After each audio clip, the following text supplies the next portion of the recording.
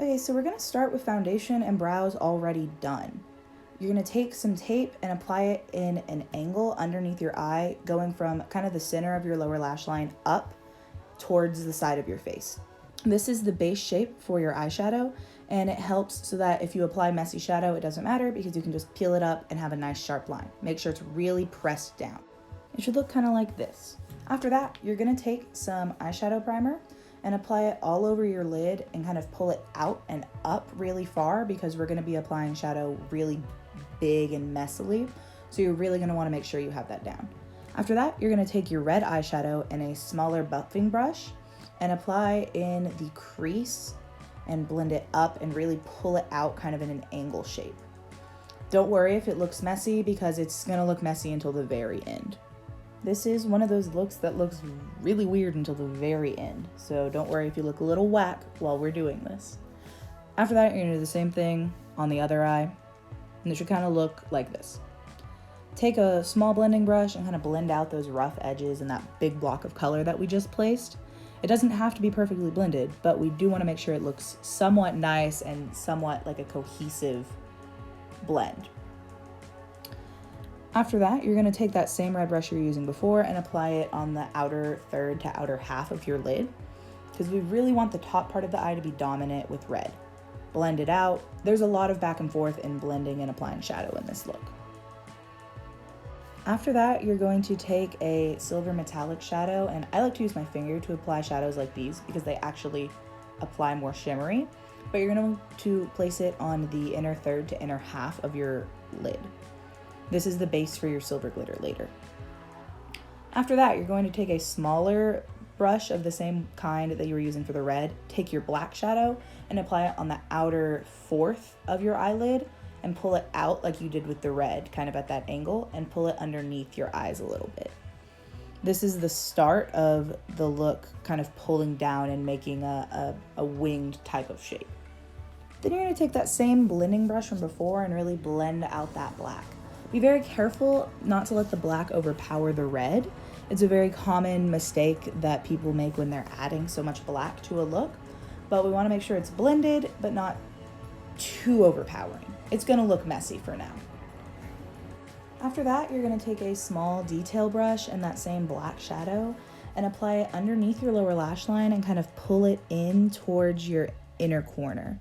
Basically, the entire lower part of your eye is going to have this black shadow underneath it.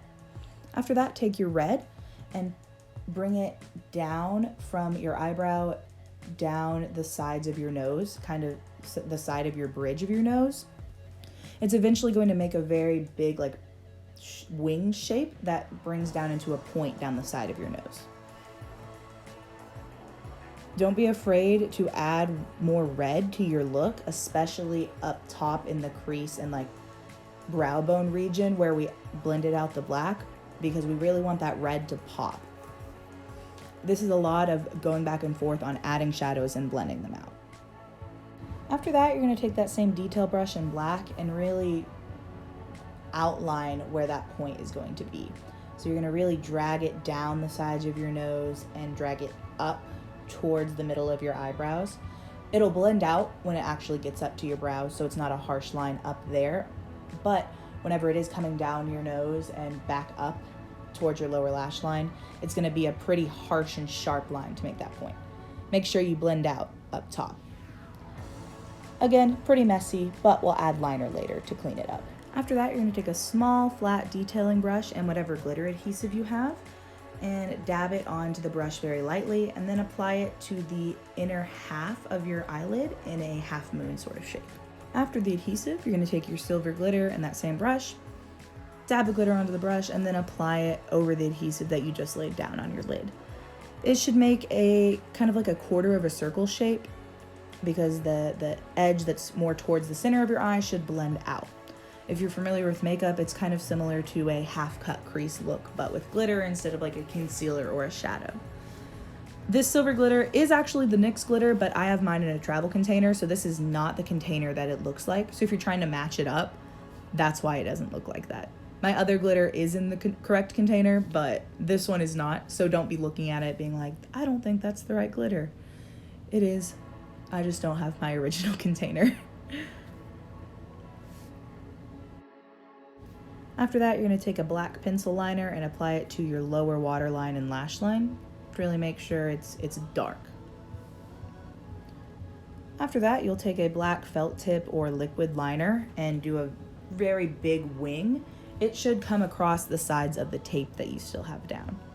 So it'll really, like, this tape will help make that sharp wing that you're wanting for this look. You'll do the same thing on the other side. Make sure they're, again, relatively even. I'm no liner pro, but, you know, make them kind of even. Same thing over here. It should kind of touch the tape because when you pull the tape off, it'll make a nice clean line. After that, you're going to very carefully peel your tape off and take a makeup wipe and clean up any weird stray shadow that got too far down your face or fell out or whatever. Clean it up a little. This is a good checkpoint, but we're not quite done. Then you're going to take that same felt tip or liquid liner from before and pull it from the bottom edge of your wing that you just made down the bottom of your lower lash line, kind of where that eyeshadow fades out. And it's going to pull all the way down in towards that point on the side of your nose. Then you're going to do the same thing, pulling from the edge of that point all the way up towards your eyebrow and kind of underneath it. This is easily the hardest part of the look and the most time consuming because it has to be pretty clean since these are the finishing touches on it. But don't be too intimidated by it. We already laid the groundwork for the liner when we put down that black shadow earlier in the line. So we're basically just inking a sketch in. If you're having issues getting those two lines that go up the side of your nose towards your brows to be straight or not like wavy, I would recommend taking that same tape from before, cutting it if you need to make it a little more narrow, and apply it down the center of your nose from like between your brows all the way down to the tip of your nose. Really press it down, and then you have a nice guide to use like what we did making the sides and the edges earlier with the wing part. At 3 a.m. when I did this look originally, I didn't think of that, so I had to suffer and do it all freehand because I'm kind of dumb at 3 a.m. However, I have tried it since then and it does work pretty well, and honestly would probably cut the time that I spent on this liner in half because it honestly takes so long to try and freehand this. But if you had a guide like what you did before, it would make it so much easier. So don't be me.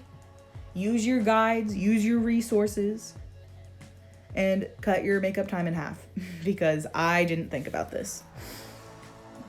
But yeah, don't be afraid that you're taking too long on this because these are the finishing touches to your look. You really want to make sure that they're clean and sharp.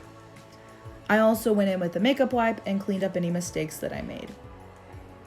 Once you're done with your liner, you're going to go back in with that same small detail brush and the black eyeshadow and fill in any parts that are kind of weird or patchy. Maybe the eyeshadow got like brushed away or didn't adhere correctly. Just kind of fill it in, make sure it looks nice and consistent. Go in with the makeup wipe, clean up any weird stray marks. We're getting close to the end, so the look should kind of start to be pulling together and be a little more cohesive and sharp. Okay, so here in this next clip, I'm gonna have red lipstick on. And we're just gonna ignore the red lipstick because I did it and I hated it because I looked like a clown. So I cut that part out of the tutorial. We don't end up doing red lipstick, but I'd already finished all of the rest of the makeup by the time I realized that I hated it. So just ignore that part. Instead, focus on your contour.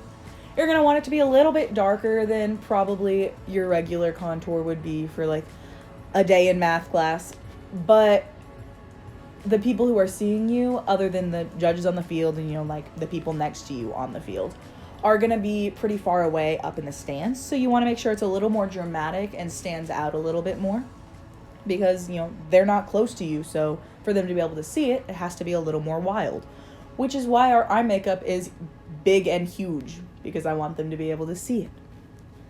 Make sure you blend it out. You might need to add some more foundation and stuff back in where you wiped off with the makeup wipes earlier. After that, you're gonna go in and apply some highlighter. The same rule applies as with your contour. You're going to really want to make sure that it's big and it's bright and noticeable because the people who are looking at you are farther away from you. And if it's not, they're not really going to be able to see it. Then you're going to go in with mascara, whatever mascara you prefer. I would recommend waterproof just because we live in Oklahoma and it's really gross and sweaty and humid. And you don't want mascara running down your face and ruining all the makeup that you just worked really hard on. But whatever you want to wear. You're going to make the dumb mascara, open mouth face, and the Then we're going to go in with the lashes, apply some glue, apply them to your eyes.